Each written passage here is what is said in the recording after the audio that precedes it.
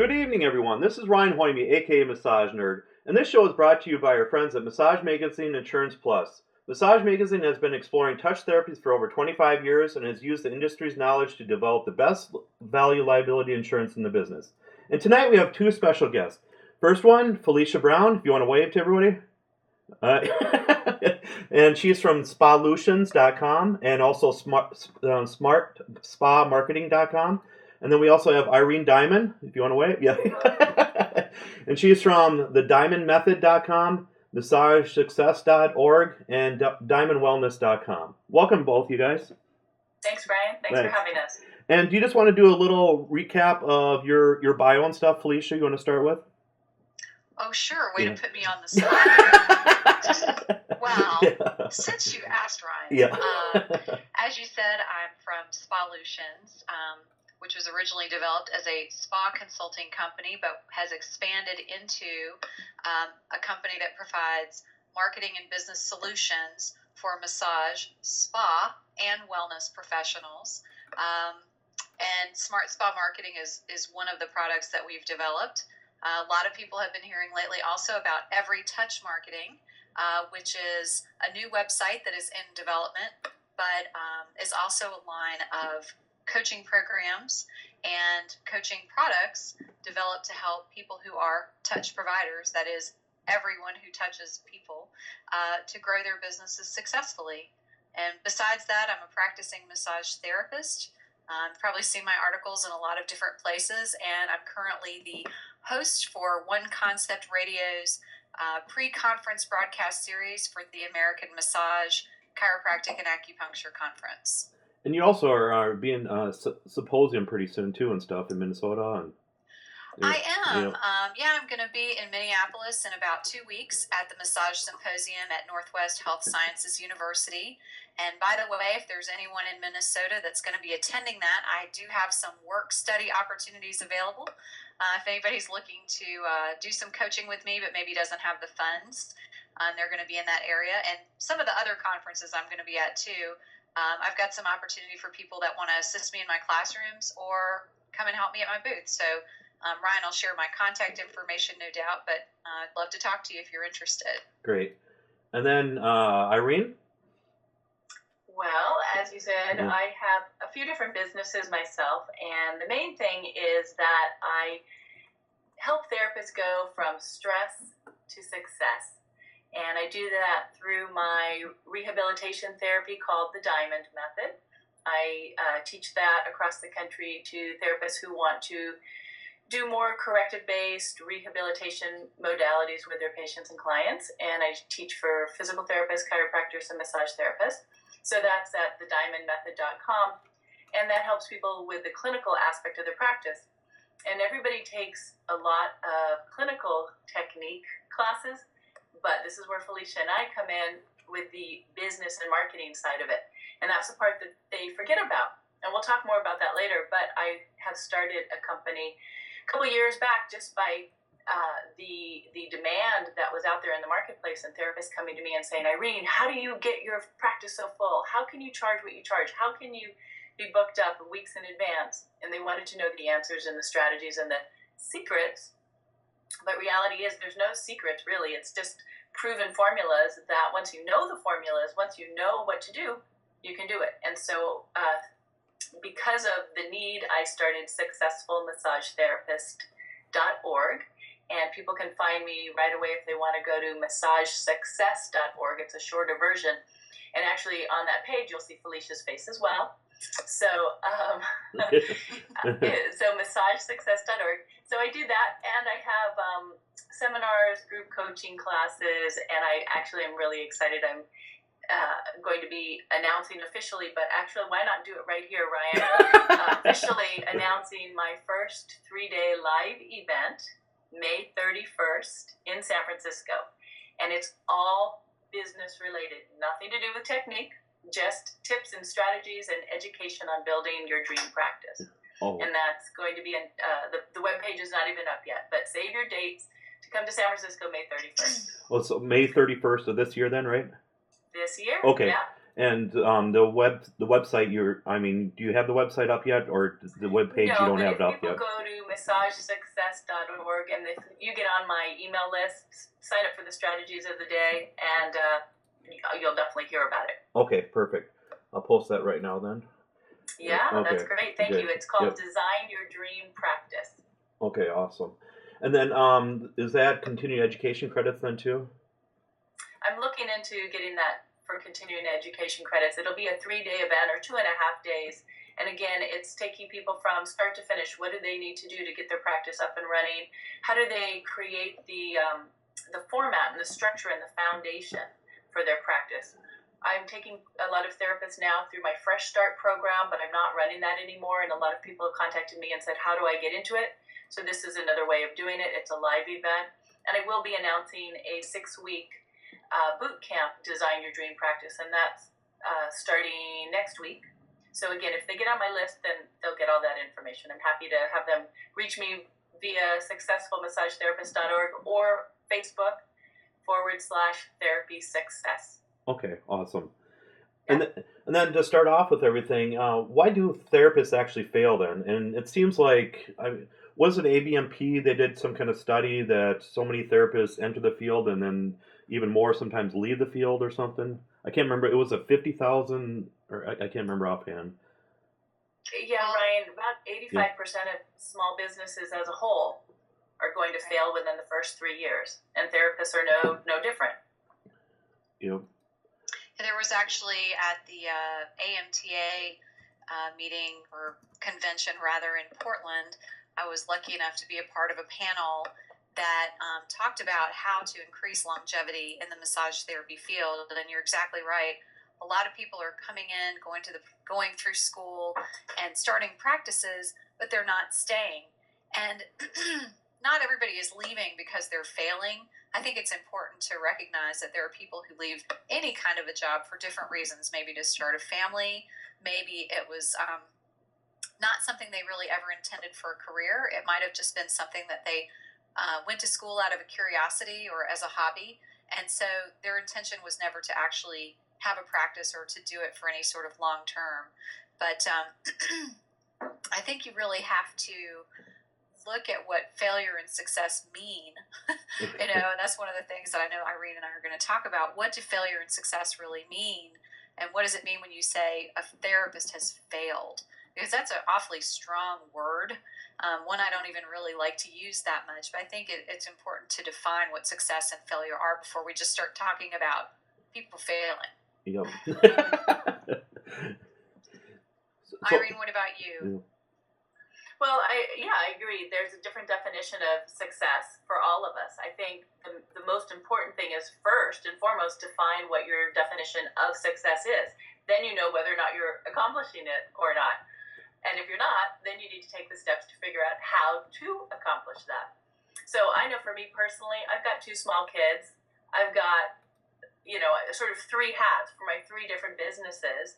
And I also want to have some time for myself and for my husband. So for me, success is being able to have a nice balance, being able to make enough money that I can live the lifestyle that I'd like, being able to make enough money that I can donate to charity and take vacations when I want, and not have to think, oh shoot, do I need to budget so I can squeeze in to get new tires on my car? I want to have that luxury of I don't need millions and millions of dollars, even though that'd be nice, but I need to have enough money that I can make the choices I want to make without having to worry about it. And having the lifestyle where we can take vacations. We just spent 10 days in Hawaii in a 2-bedroom suite. It was fabulous.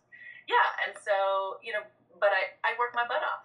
And so I do work hard. It's not like it was just handed to me. I put in long hours, and I'm always learning. And to me, that's my definition of success, that I can do what I want to do, when I want to do it, where I want to do it, and how I want to do it, right? So that's my definition. And Felicia and Ryan, you have your own definitions, but for the people listening, I really encourage you to figure out, what does it mean for you? And once you know that, then you can move forward. But that's the first step. Yeah, I think that's great, Irene. And in some of my classes where I talk about this very thing, there's a quote that I like to reference. I believe it was Bob Dylan. He says, success, what's money? A man is a success if he gets up in the morning and goes to bed at night, and in between does what he wants to do or does what he loves. I'm paraphrasing a little bit, but essentially, to me, I mean, I've been a success my entire time in practice as a massage therapist. Though money may not have always been, this solid stream, it's always been, well, I can't say it's always been, but there have been times when it has been a little less plentiful than others. But I've been doing what I love for 18 years and making a living doing it. And to me, that's what that Bob Dylan quote's about. It's about being able to do something that you really enjoy and sustain yourself, whatever your level of need is, to be able to have what you need and to enjoy what you're doing. I'm sure that all of us could be doing something we don't enjoy and make lots of money, but yet we wouldn't feel successful because we weren't happy.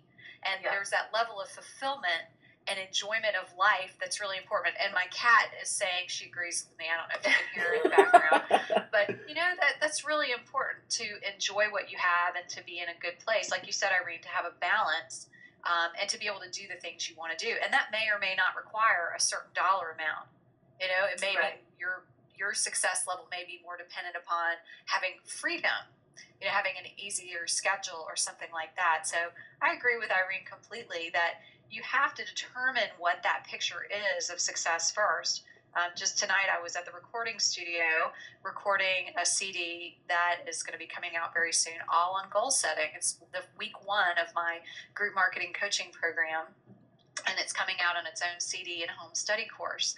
And that's the foundation. You have to start at the beginning and know what it is you want. Then you know what you're trying to succeed at doing or what you have failed to accomplish. But until you have that foundation and baseline, who knows? So you've got to start. You've got to start at the beginning. And while we're talking about, that's why a lot of people fail, because they don't bother to set a foundation to even know where they're going in the first place. Yeah, one of my little taglines is that I'm their tour guide to success. And I use that analogy because it's a trip. We're all taking a trip. My fresh start was, let's go on a fantastic journey. So, you have to know, are you going to go to New York? Are you going to go to California? Well, you have to pick. Right. And then you know which way to go. And then are you going to take a train? Or are you going to take a bus? Are you going to fly? Are you going to walk? You don't have a clue how you're going to get there and where you're going to get until you've made that decision. So for those of you listening, make that decision right now. Take some time after you hang up from this call and see if you can figure out exactly what your definition of success is. And then Felicia and I can help you get there. So let's move on, and let's just talk a little bit, I think, of what definition of failure is. What is failure? So is failure that they're not making enough money, or that they're running around with, like a chicken without their head? Is that they don't have the clients that they need, the client load? Or maybe they're seeing the wrong clients, the clients that don't fill their souls and speak to them. What is your definition of failure, Felicia? Well, it's funny because to me, it's just being out of sync. It's feeling like everything is a struggle and nothing is really gelling, nothing's working together, and grasping at straws, wondering day in and day out, how am I going to make it? And believe me, I can speak pretty well to failure. I tell this story pretty often because I don't want people to think, oh yeah, you're some business coach. You don't know what I'm going through. Well, I've had an extremely successful spa where I grew it out of my own massage practice, which, by the way, I still have. But it grew out of my massage practice into a spa with 50 employees and sales of almost $2 million a year. And I got to a point where I said, you know what, this isn't my vision anymore. I'm going to sell it because I'm ready to do something else. That's kind of where Spalutions came from, among other things. And then a few years ago, through some prodding and pleading from former staff members, I decided to open a second spa. I'd been away from it for a few years. My non-compete agreement had from my heart, truly. Yeah, for sure. So, I posted on my Facebook fan page what they think the number one mistake therapists make is. And,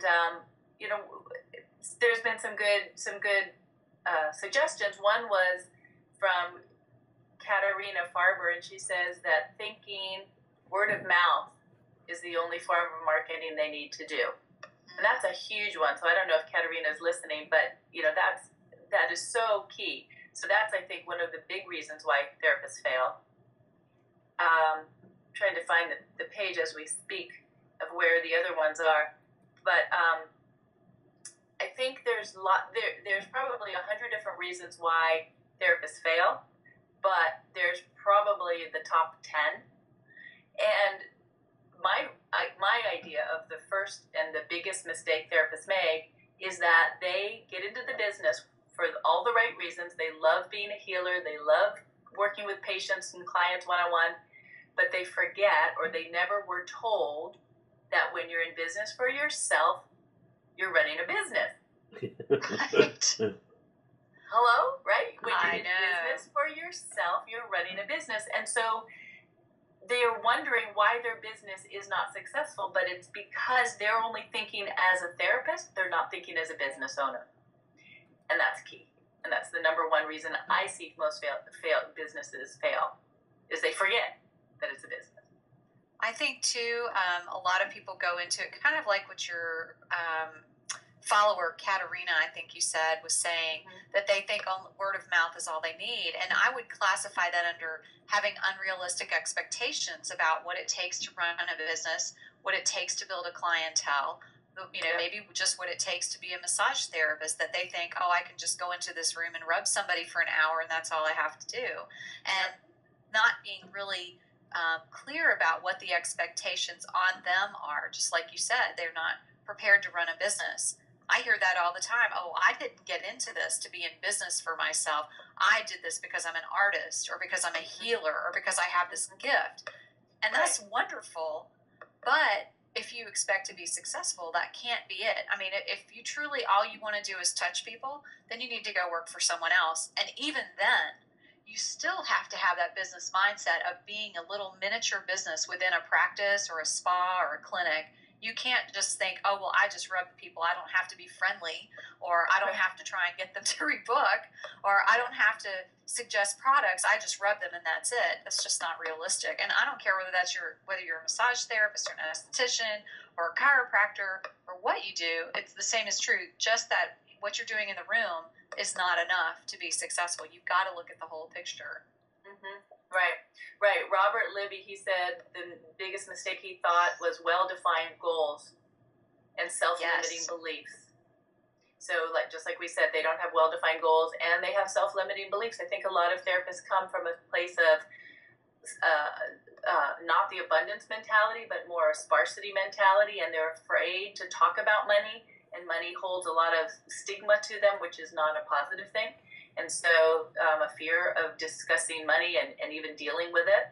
So that was another one. Ezekiel says skimping on supplies, not providing a luxurious professional experience, and thinking skills are enough.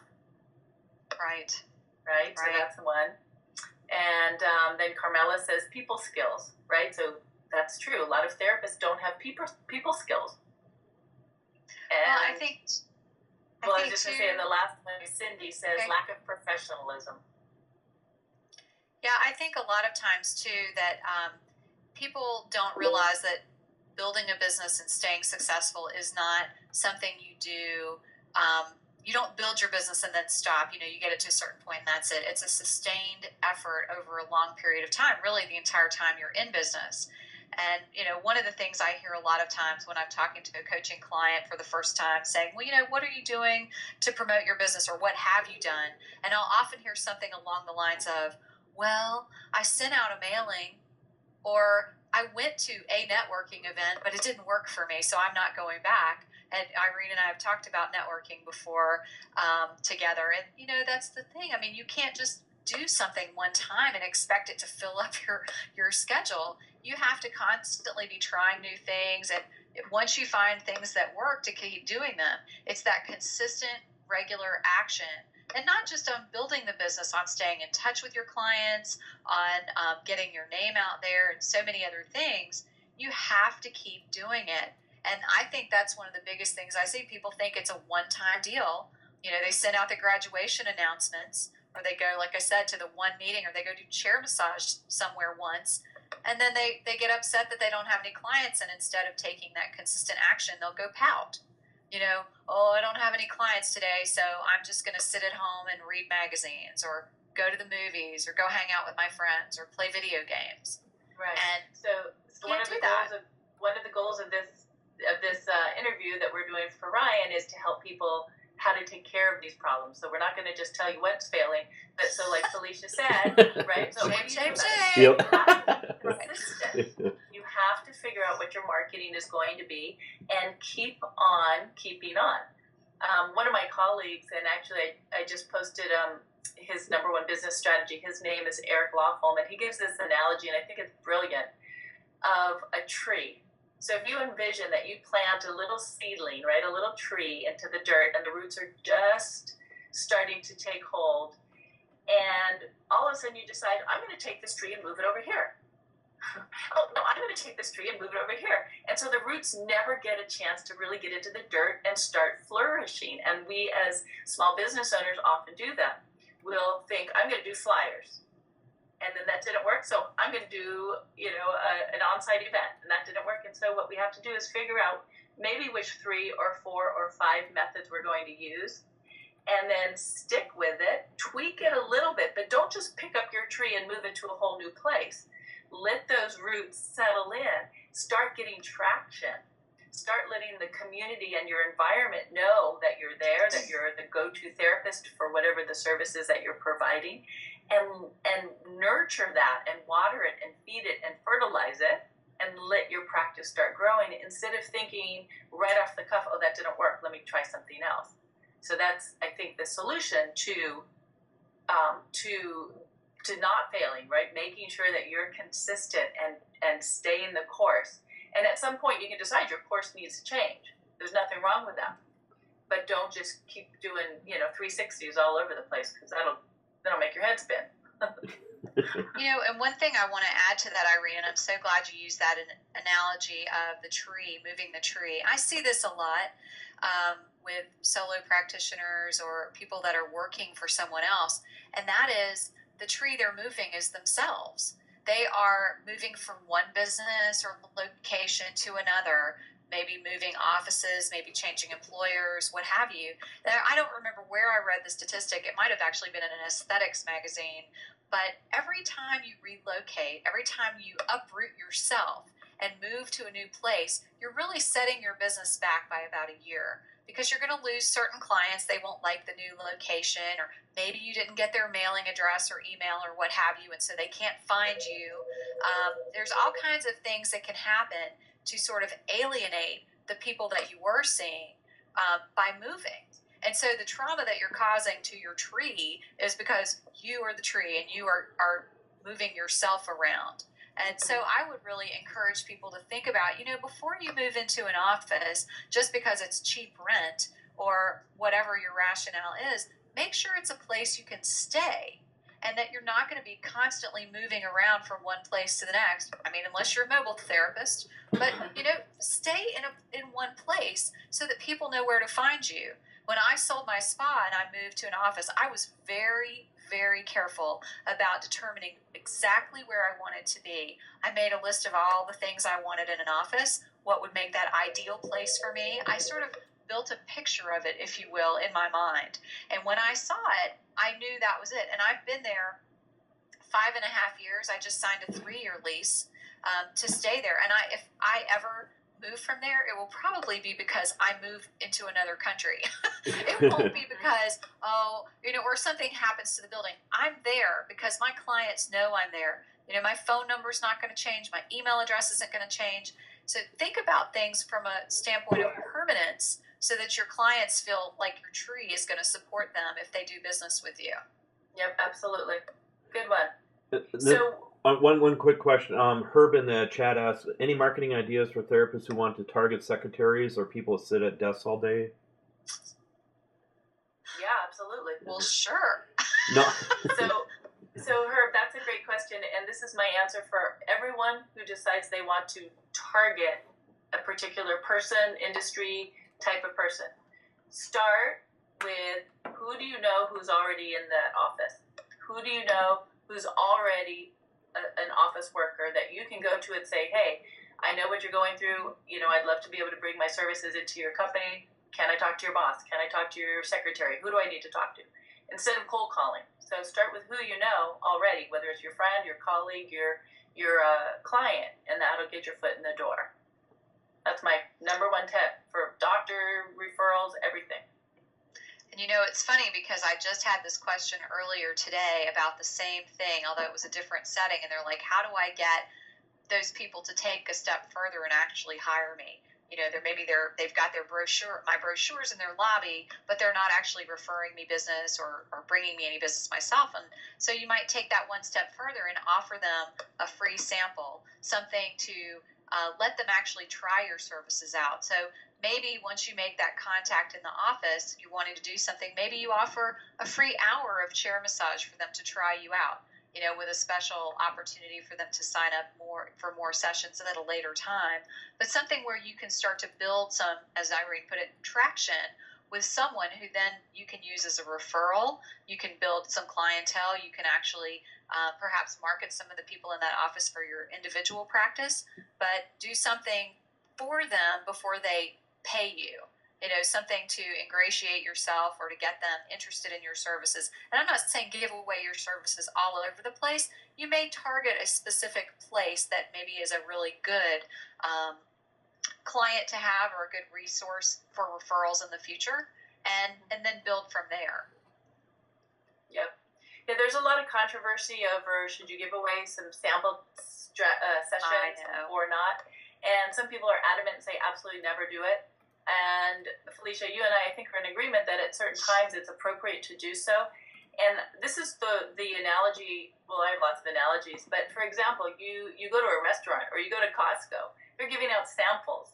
Why? Because they want you to taste it. They want you to try it. They want you to decide that you like it once you've tasted it. And the same with massage. Once you've had your hands on somebody, they're going to say, "Oh my gosh, this person's fabulous. Yes, I want to give you money for more." That's my opinion. I don't think you're doing a disservice. I'm not saying do it all the time. Be strategic about it. Be tactile about it. Figure out the strategies that you're going to use once you do give away your free service. But do give it away as a way of introducing yourself. Massage is a scary thing, right? Even if it's chair massage, you're touching somebody.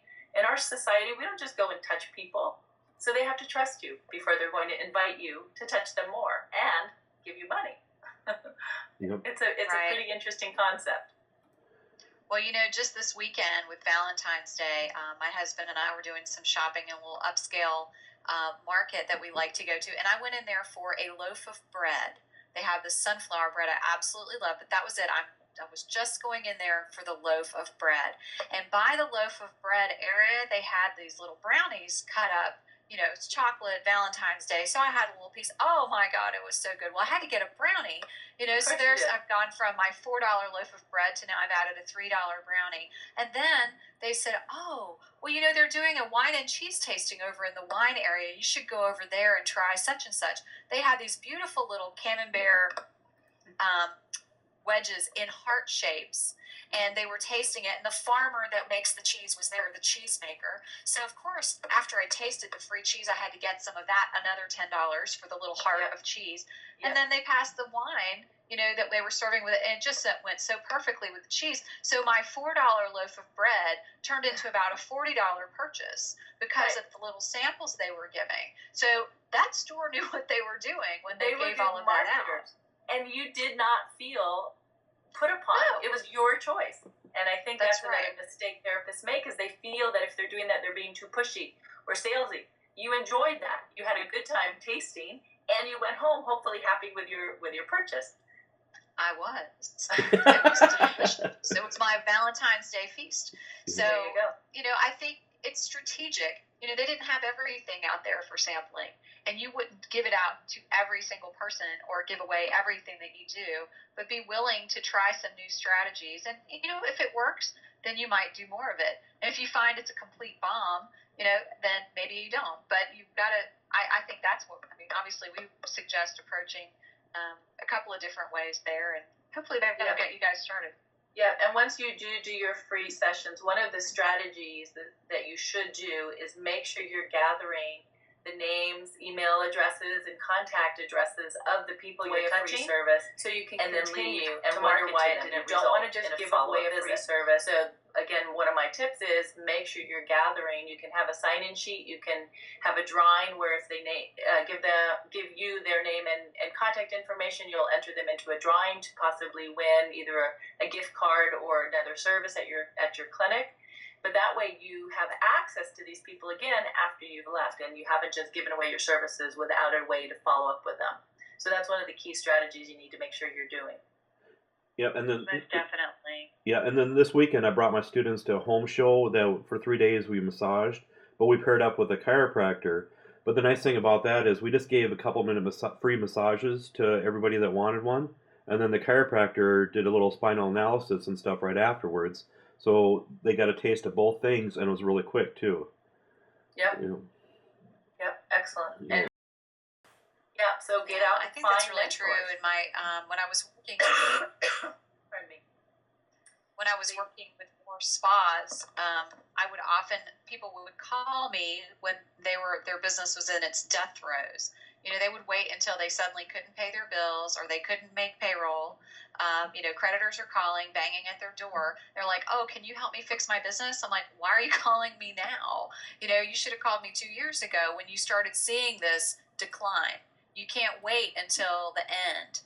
That's like waiting until the fire has engulfed your house. Where if you had called when it was just a little bit of smoke in the kitchen, then the fire department could have helped you put it out. But if you wait until the whole house is ablaze, then it's just too late.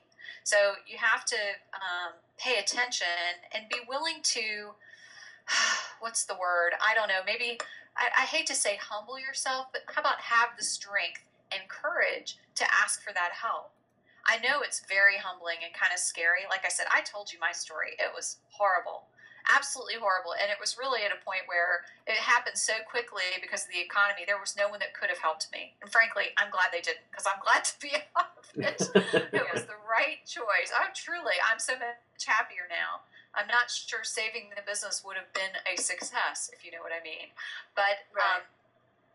I think that's absolutely right. You don't want to wait until you are desperate. When you start to feel a little bit uneasy or unsure about how things are going, definitely contact someone. Just like with your taxes, get some help with your accounting or your taxes when you start your business. Don't wait until you have 10 shoeboxes full of receipts that are completely unorganized and then ask someone to help you. That's going to cost you a lot more money. It's going to be a lot more stressful, and it's going to be very tedious and maybe tear-filled if you haven't been doing things well. So I say start out in the beginning. It's much cheaper to work with somebody, whether it's one of us or someone else, in the beginning to get things started correctly and to save yourself a lot of mistakes and errors and frustration right from the start. Right. So I think that's right on. Yeah, get your support team in place. Figure out who you need to support you.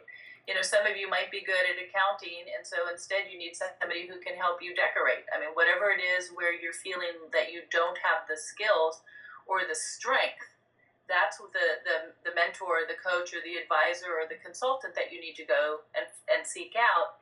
And it can be somebody locally right in your neighborhood, or it could be somebody obviously through the internet or over the telephone. But again, if you can take an inventory of your practice and see where are your strengths, where are your weaknesses. Some people say you should strengthen your weaknesses. I say you can try strengthening your weaknesses, but why not focus on what you're good at? And that's where your heart is, and let somebody else help you with the parts that you're not very good at. For me, I know right off, I'm the first one to say the financial part, I can make the money. I just don't want to manage the money. So I give it to my husband. He manages the money, and I keep making it. So I think that's key. Take an inventory of where your strengths are, what you enjoy doing, what you're good at, and then look at what you don't enjoy or that you have no clue about, and see if you can find people who can help support your practice, help give you the guidance so you're not constantly trying to reinvent the wheel. If you like reinventing the wheel, it's great. You probably can do it. It's just way more time consuming. So again, the analogy of the traveling and the journey, let us show you some shortcuts. Let us give you the secret. Hey, go behind that corner store and you'll get to where you need to go. Because we have some secrets. We do. Well, and it's, a lot of it's hard earned, mistakes that we've made and the things that we want to save you from. But I want to say, I really like what you're saying about, you don't necessarily have to strengthen your weaknesses. Last year or the year before, I saw this gentleman at iSpa, the International Spa Association's annual conference. His name is Marcus Buckingham. Funny guy, if you ever have a chance to see him. Really funny British guy, very dry wit. But he wrote a book about working to your strengths. And basically what he says is that your strengths are things that strengthen you. They make you feel good. And it's not necessarily something you're good at, but it's something you really get into, that you feel good and energized and empowered by. And that your weaknesses, by contrast, are things that weaken you. It's not necessarily something you're bad at. Like, I can do paperwork, accounting and stuff, but I hate it. And so to do it, it's just like, oh, I feel so drained. I can't stand it. So I have an accountant now that does that for me. So I think that's really key. And, if you want to have energy to go out and do things to grow your business and to have it to give to your clients, I think you really do have to learn what you need to get rid of and focus on what you really are strengthened by. Yep. For me, it's definitely not the paperwork. I'd get rid of all that financial stuff in a heartbeat. Yeah, find ways that you can delegate. Thank you. Find ways that you can delegate what you're not good at. Find ways that you can get in your support team, and that way you can focus on what you're good at, where you should spend your most time and energy. And figure out what makes you the most money, too. If you're spending your time folding sheets, and that's not bringing in money, but you could be seeing a client, for $50 or $60 or $70. Obviously, your time is better spent in the treatment room and let somebody else fold your sheets. Now, on the flip of that, you're the only one really who knows your practice and who can market your practice better than anybody else. So marketing, I think, is something that's you can delegate, but it's harder to delegate because your finger is on the pulse of your practice. You are marketing. If you're a solo practitioner, you're marketing yourself. So if you outsource that to somebody to try to, write up your brochures or your marketing pieces, I think it might be a little more difficult. So figure out what your best times, what you should spend your time at, and I think you'll find more success that way. Yeah, I want to just make a point there about delegating, because this is something I struggle with. And I don't know about everybody on the call, but a lot of us are kind of independent. We like to do things a certain way. We may even have a particular vision that we see it, we want it done this way. Oh, shall we say, I'm a control freak. That's me. And so delegation can be really challenging. Yeah. But it's so necessary.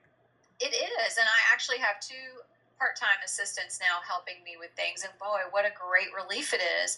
And they do help me with some of my marketing. But here's what they're not doing. They're not putting my voice out there. So like, I do my own writing, but they might help me with some part of that marketing, like entering names into a database. Absolutely. Absolutely. Or setting up templates for something or something of that nature. So it's not that you have to do every single part of your marketing. They might be running an errand, like delivering my brochures somewhere or helping me with a mailing, actually addressing things or putting stamps on it or something like that.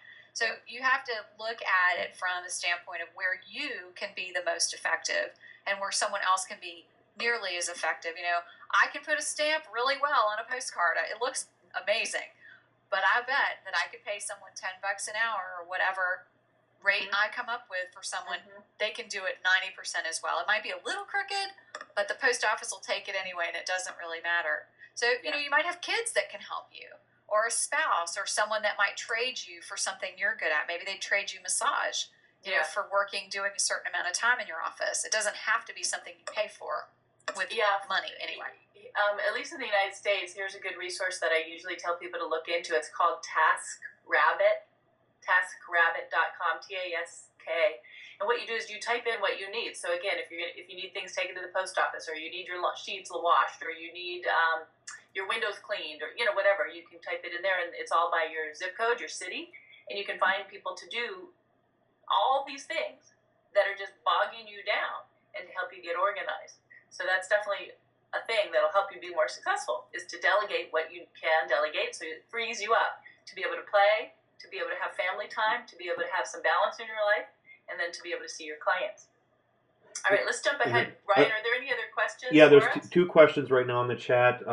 One of them, what's the best approach to closing a massage business that's not bringing in money? And then the other question is, along the same line of the questioning, how do you retire from a successful business? Boy, if I knew the answer to that, I would have retired already. I can't seem to retire. I've been saying for probably 12 years, I'm going to retire from doing massage. Honestly, I love it so much that I just haven't been able to give it up. And part of it's that clientele thing. But so one is, let me just clarify and make sure I heard these questions right. So one is about how do you gracefully retire, and the other is about how do you close a business that's not doing so well. Yep. Is that right? Yes. So I would say, retiring, they're kind of similar, but maybe a little bit different. Retiring sounds like, oh, well, it's just time. The business isn't failing, or there's maybe not obligations tied to the business. It's just someone deciding they're going to wrap it up. I would personally encourage that person to look and see if somebody wants to buy their practice rather than just closing shop, but to see if maybe some other therapist might want to purchase that client list or come in and intern with them for a year or so, or maybe not even that long, to get to know their clientele and transition into that ownership, rather than just retiring. But if that's not a case, or not feasible, then maybe just looking for some therapists that you like, that you think your clients would like, and start arranging for referrals. One of the therapists that I used to go to moved out of state. She was fantastic. I loved her. I was so sad she was moving. And she was one of two regular people I saw, and she just knew how to work on my legs when I was doing different kinds of athletic training and so forth. Anyway, when it was time for her to move, she came to me and she said, here's a list of other therapists that I think you would enjoy seeing. And she had a list of them with their name and their contact information and a little bit of background about the kind of work that they did. And I thought it was a really nice resource. So she was in a group practice. It wasn't a case of her referring it out to other people. But I thought that was a really nice way to help me as a client transition and not be upset with her for moving. So I don't know. Irene, do you have thoughts about retirement? Yeah, I think retirement and closing a business are two separate things. Retirement is usually by choice. Closing a business, I would think, just if closing the doors is by not choice. If you want to get out of a practice, there's ways of selling a practice or selling aspects of the business. When I work with people in my year-long mentorship program, we have 12 pillars of success. And one of the P's is planning, long-term planning and short-term planning. And I think it's important for everyone to know their exit strategy. And again, like at the very beginning of this call, we talked about what are your goals? Where do you want to go? Well, at the end of that go is your exit strategy.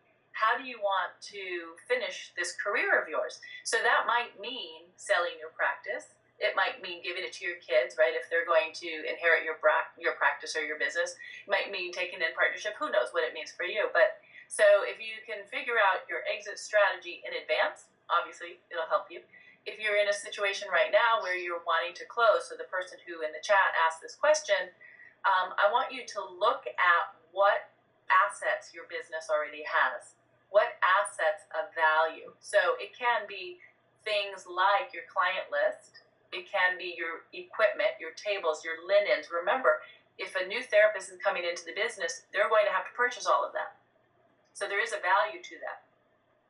In addition to that, there are things like your website or your business name, right? If you have a really great name, I'm in San Francisco. If you had San Francisco Massage, which I have, but if you had it, that has value. So even if your practice is going to close, you might be able to sell your URL, right? So I'd like you to take inventory. Again, I'm all about inventory and figuring out what's going on.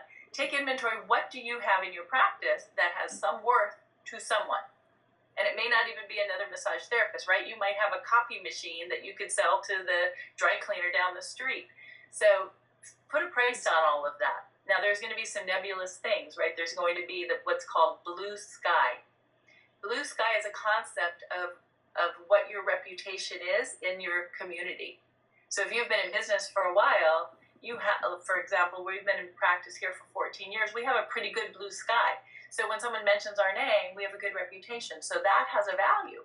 So if you get this person into your business or your clinic and you leave, but they take over, part of what they're getting is that blue sky that you've developed over the last number of years. So everything has a value.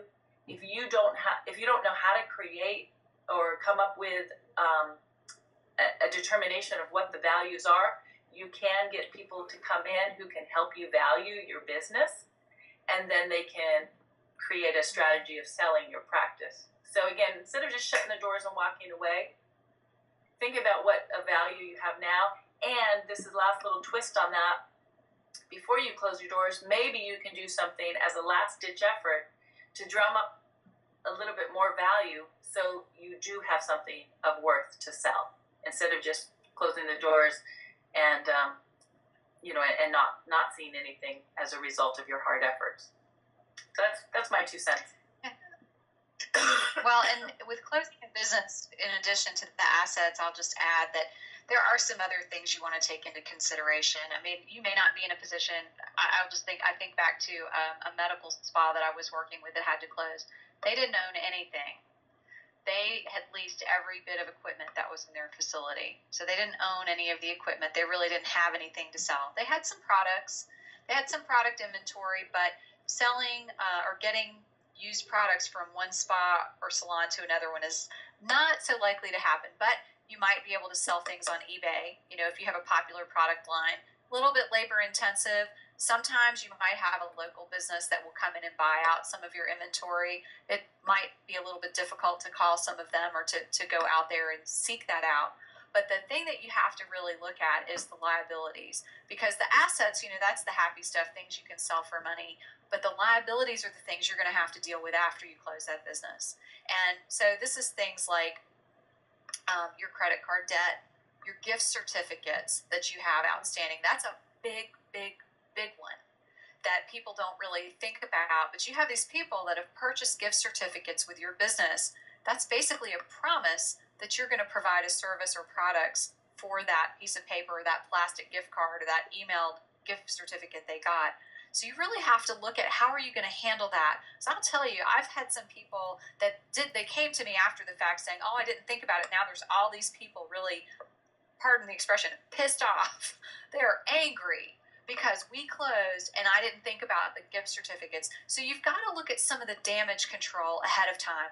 What are we going to do about these liabilities? And, it might be things like you negotiate with some other businesses that they might take those gift certificates for in exchange for some asset that you have, like your client list, because they're taking a liability depending on how much you owe, how much of a balance you have of outstanding gift certificates.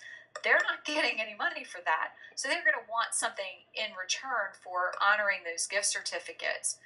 Same thing with, leases. I was telling you about my bank loan. Well, let me tell you, it's no fun to go to the bank and say, guess what? But you're going to have some creditors that you can go to. Maybe let's say the copier, for example, that Irene was talking about.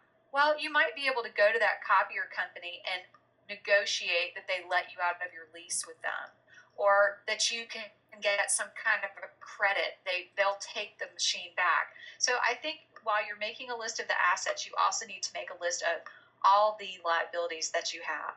And this is going to sound wrong. I don't mean it that way. But one of those liabilities is, what if you have employees that you're letting go? Those are people you owe something to. It's not maybe that you owe them money. Hopefully you've got all your payroll in line. You don't owe them any money. But I feel like if you close a business, you owe some kind of gesture to those folks. So one thing I did when I had to close my spot is I called out to people that I thought would be good employers for the employees who needed a place to go. And I tried to make introductions for them. Say, hey, this person's great. They've got this clientele or whatever. Would you consider interviewing them? And so I think that, that's something you need to take into consideration too. Get as much money as you can for all the assets that you have, but really think about the liabilities, because that's the stuff that can come back and bite you afterwards. And you want to be thoughtful about it. and have, the strong intent that we're always talking about in massage therapy in that aspect of your business too. Yep, excellent. Ryan, are there any other questions in the chat? Nope, not right now. And then so many people think they need money to make money, but how can you do that without having a lot of money? Right. Well, I'll just share one big tip here, and I'm going to keep it short because, it's almost 11 p.m. my time. It's past witching hour here in North Carolina. I know Irene on the West Coast could probably go a couple more hours than I can, but, there are lots of ways to promote yourself without spending a fortune. And one of the things that Irene and I have talked about together before is networking. And to me, networking is nothing more than going out there and talking to people about what you do. It might be in some sort of a formal type of meeting, like a Chamber of Commerce mixer or something like that. Or it could just be at your local wine shop, which is one of the places I actually network a lot and have gotten lots of clients from, a place that I socialize on a regular basis, and people just seem to gravitate to me to talk about massage therapy for some reason. So going out and taking advantage of yourself as a marketing tool, like Irene was saying, nobody else is going to be better able to promote yourself. Utilize yourself in that way. Meet people, be willing to talk about what it is that you do, be willing to hand out your business cards or invite people to be your client, and really utilize yourself as that tool. You can get some free business cards to get yourself started from Vistaprint.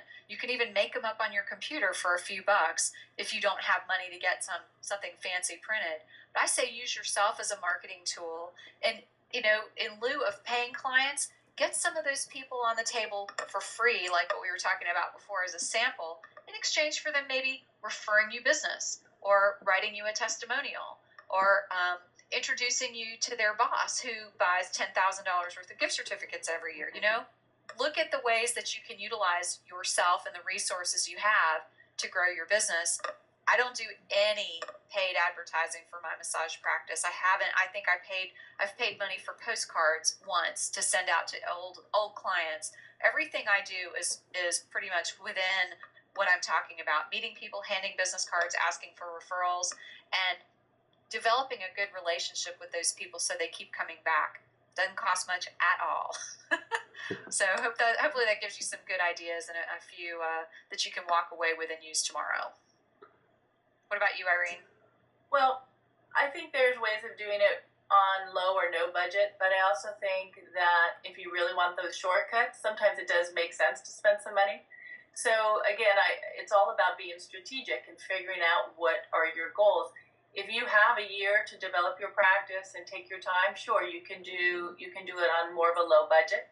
But if you want to jumpstart your practice, then I think it does make sense to maybe spend some more money on your business cards. I mean, I don't say a lot, but you can go to a place called, one of my resources that one of my therapists told me about, so write this down, it's called Got Print.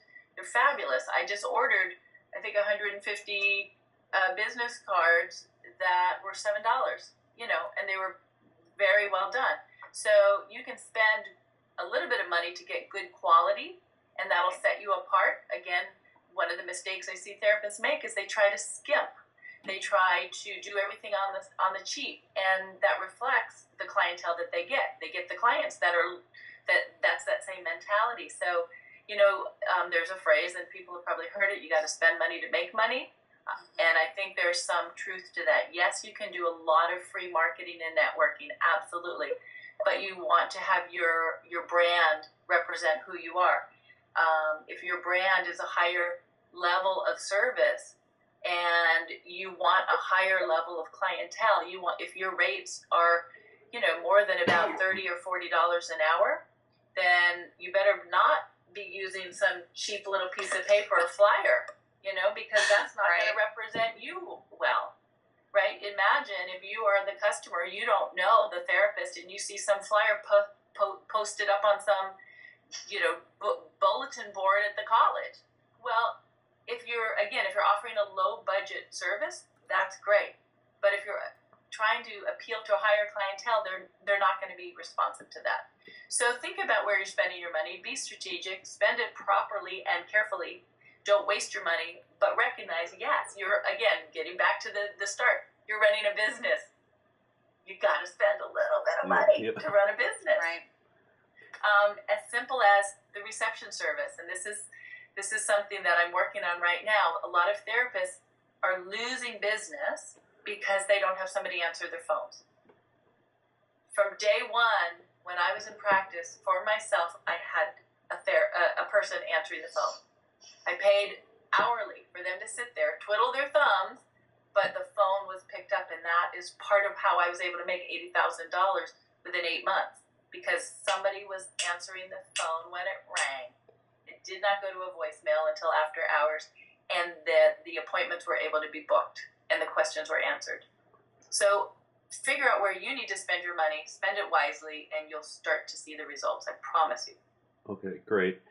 And then the best way for people to contact you if they want more information, Felicia? Well, the best way to reach me is at spalutions.com. That's www.spalutions, like solutions, but spalutions.com. Of course, people are welcome to email. And Ryan, I do want to just let everyone know that I have a little incentive for people if they're looking to do some immediate action steps on this type of thing and they'd like to work with me. I've got 2 coaching groups for my 6-week program starting next week. I do have space left in both of them. I only allow 10 people per group, so they're very intimate, and people, that way we have a nice conversational group. Those are both listed on my website, of course. And if you use the promo code HEARTS6 for Valentine's Day, HEART 6. Actually, I better look at that and make sure. I think it's Hearts, HEARTS 6. Sorry, I told you it's late here, right? 11 p.m. My brain is starting to melt. Then they can save $40 on the early enrollment price. And I'm just launching a 12-week program. I had so many people last year in my 6-week program say, oh, we want more, we want more, we want more. 6 weeks isn't enough. So the 12-week program also starts next week. And by using the promo code HEARTS12, you can save $100 off the early enrollment fee.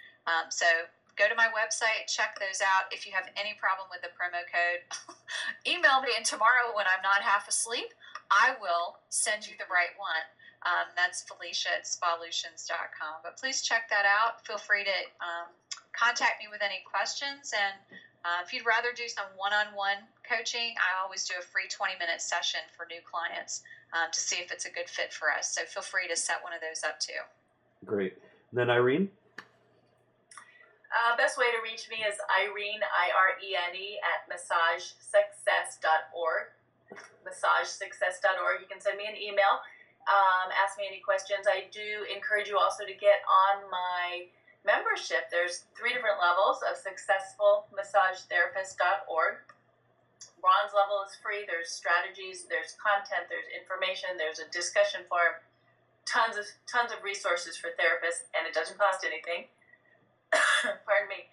And then there is a silver and a gold level as well.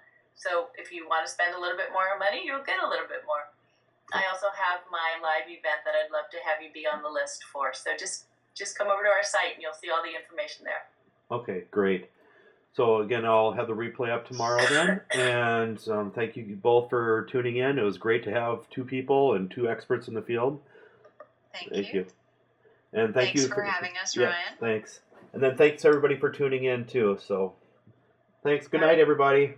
Take care. Good night. Bye. Good night.